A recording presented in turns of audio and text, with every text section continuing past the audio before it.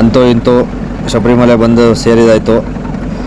ಬೆಳಗ್ಗೆ 6 ಗಂಟೆ 5:45 6 ಗಂಟೆ 5 ಎರಿಮಲೆ ಬಂದಾಗ ನಾವು ನೀಲಕಲ್ಗೆ ಬಂದು ಅಡುಗೆ ಮಾಡಿ ಊಟ ಮಾಡಲಿಲ್ಲ ಅಂತಂದರೆ ಸಮಾಧಾನ ಆಗೋಲ್ಲ. ಬಂದು ಅಲ್ಲಿಂದ ಸೀದಾ ಟೊಮೊಟೊ ಎಲ್ಲ ಹಚ್ಚಿ ನಮ್ಮ ಜೊತೆ ಸ್ನೇಹಿತರು ಎಲ್ಲ ಸೇರಿಕೊಂಡು ಅಡುಗೆ ಎಲ್ಲ ಮಾಡಿ ಪ್ರಿಪೇರ್ ಮಾಡಿದ ನಂತರ ನೀರು ಹಾಕಿ ಎಲ್ಲ ಸ್ವಲ್ಪ ಎಲ್ಲ ಜೊತೆಲಿ ಬಂದರು. ಎಲ್ಲ ಹಂಗಂಗೆ ಒಬ್ಬೊಬ್ಬರೇ ಬಂದು ಜಾಯ್ನ್ ಆಗ್ತಾಯಿದ್ರು.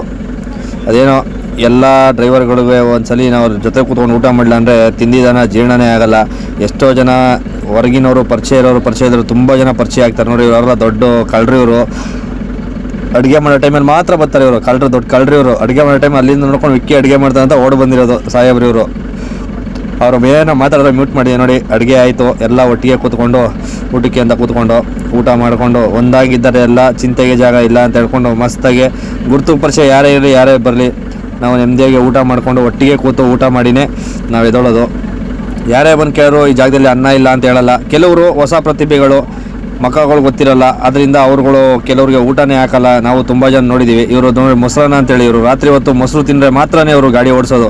ಮೊಸರು ತಿಂದಿಲ್ಲ ಅಂತಂದ್ರೆ ಯಾವುದೇ ಕಾರಣಕ್ಕೂ ಇವ್ರು ಗಾಡಿ ಓಡಿಸಲ್ಲ. ಎಲ್ಲರೂ RMD ಗುಟ್ಕಾ ಅದು ಇದು ತಿನ್ಕೊಂಡು ಗಾಡಿ ಓಡಿಸೋರೆ. ಇವ್ರು ಮೊಸರು ಅಂದರೆ ಗಾಡಿ ನೋಡ್ರಿ. ಅಣ್ಣ ಖಾರ ಜಾಸ್ತಿ ಹಾಕಿರೋದಕ್ಕೆ ಇವ್ರು 3 ಜನನೂ ಬಾಯಿ ಬಿಡ್ತಾವ್ರೆ, ಅಷ್ಟು ಖಾರ ಇವ್ರಿಗೆ.